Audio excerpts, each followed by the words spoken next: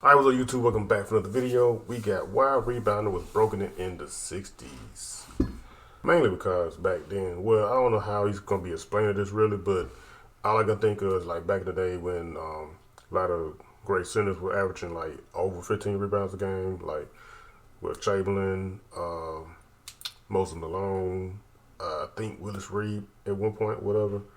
Uh, Let me think. I can't think about it yet. But just saying, like back in the day, a lot of players were averaging more rebounds than they are nowadays. Like you might have some centers averaging like 11 to 12, something like that. But back then, they were averaging like over 15, almost 20 rebounds a game. That's crazy. But we're gonna get right to the video. Enough talking. Make sure you guys subscribe if you're new, and let's go.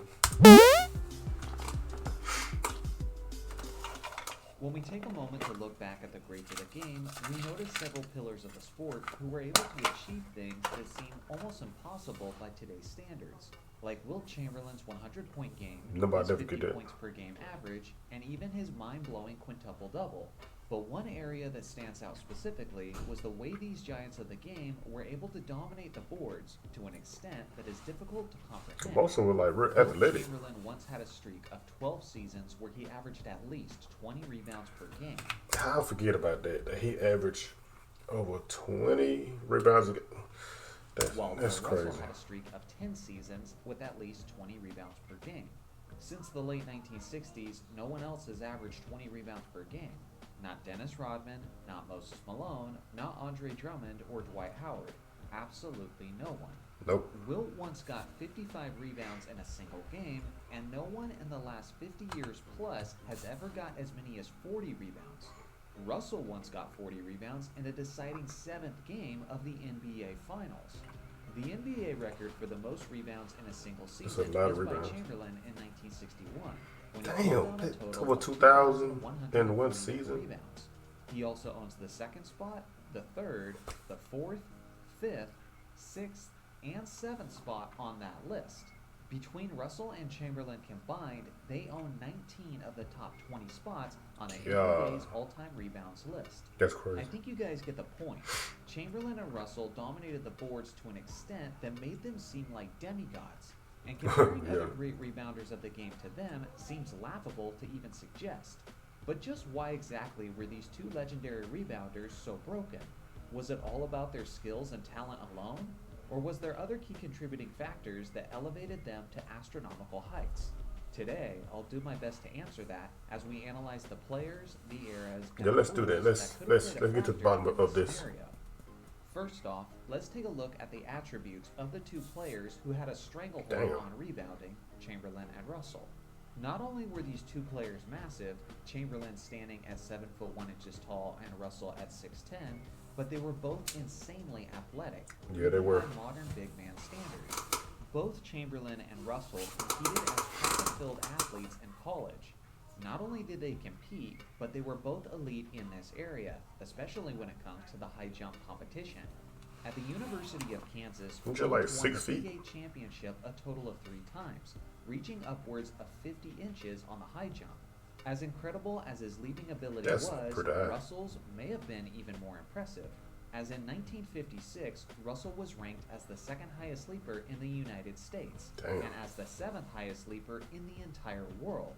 During the West Coast relays, Russell even went as far as tying the famous Olympian Charlie Dumas. Damn. Dumas later went on to win the gold medal and be crowned as the greatest leaper in the entire world. So now that we've established their size and athleticism, let's delve into some of the Look how much perceptions taller he of is their than Bill NBA Russell. competition. Many modern basketball fans often criticize the competition of that era, claiming that players like Bill Russell and Wilt Chamberlain took advantage of the undersized competition. Let me put this as Yeah. frankly as I can. This is completely and utterly false.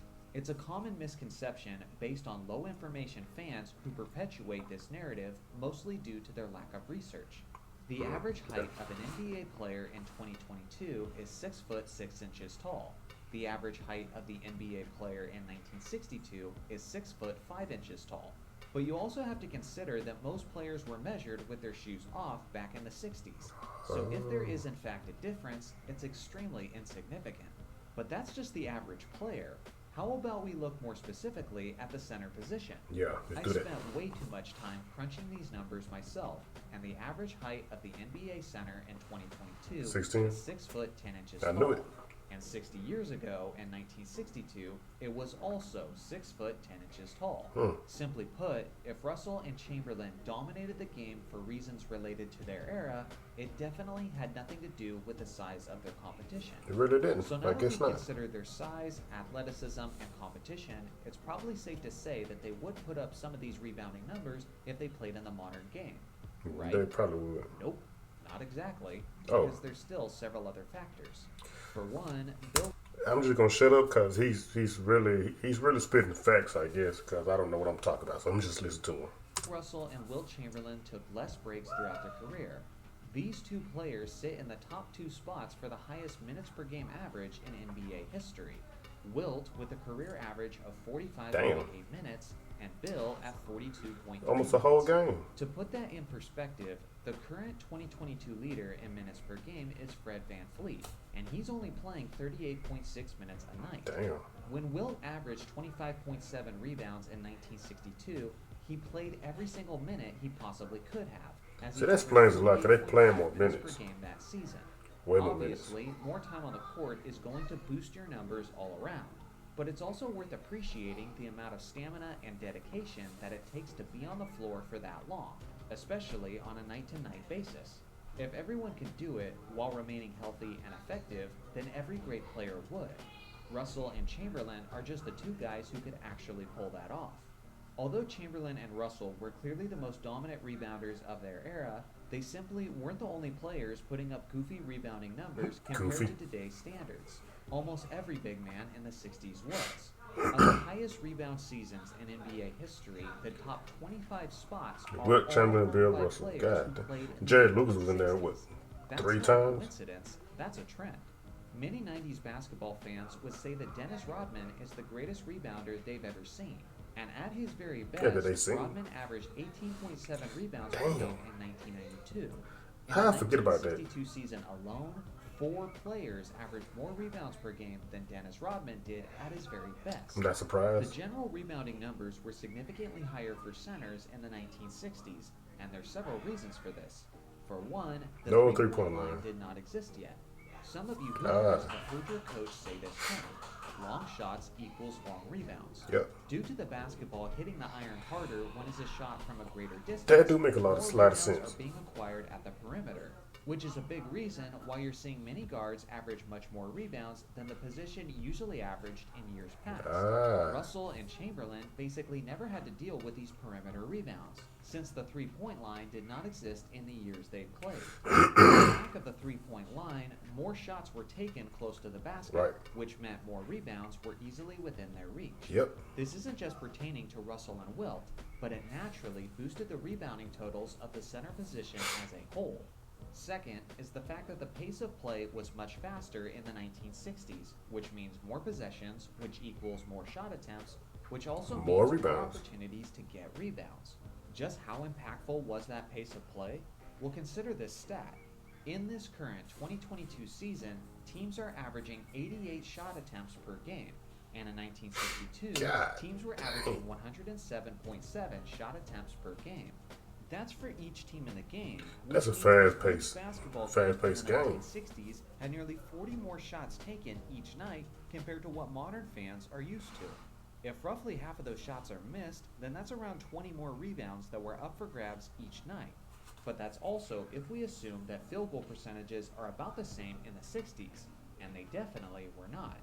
The third I knew reason it. why rebounding was higher in the 60s was the fact that the league was, by and large, not as efficient shooting the basketball, as the jump shot was still early in its evolution.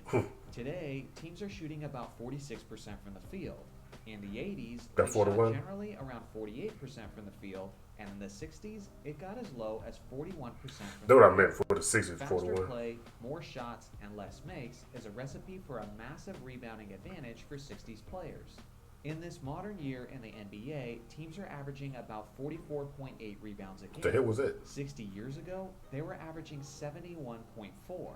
That's basically the equivalent of making 2-point shots worth 3 points and making 3-point shots worth 4 points and then acting surprised when more players are having 40-point games.